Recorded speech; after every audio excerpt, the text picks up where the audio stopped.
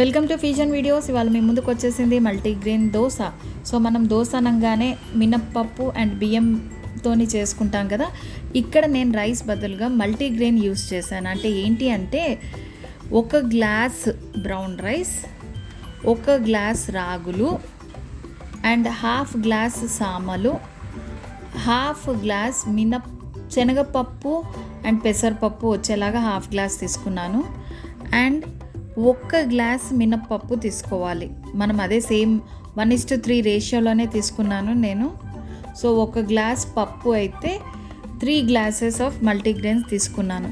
So ఇవన్నీ కూడా బాగా కడుక్కొని మనము 5-6 గంటలు నానబెట్టుకోవాలి.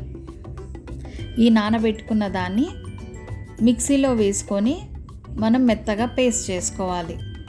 నేను నార్మల్ మిక్సీలోనే వేసాను. మీకు కావాల్సి వస్తే వెట్ గ్రైండర్లో కూడా వేసుకోవచ్చు. మిక్సీ చేసేటప్పుడు నేను కొద్దిగా ఉప్పు కూడా యాడ్ చేసుకున్నానండి. సరిపడంత సాల్ట్ వేసుకొని గ్రైండ్ చేసుకోండి మెత్తగా. సో ఈ గ్రైండ్ చేసుకున్న దాని మిశ్రమాన్ని రాత్రి అంతా ఉంచేసేయాలి. ఉంచేస్తే మార్నింగ్ వరకు పిండి బాగా పులుస్తుంది. చూసారా పిండి ఎలా పులిచిందో? సో అప్పుడు మనం స్టవ్ పైన పెంచి పెట్టేసుకొని ఆనియన్ రాసుకోవాలండి. ఎందుకు అంటే దోశ పెంకకు అతుక్కోకుండా ఉంటుంది.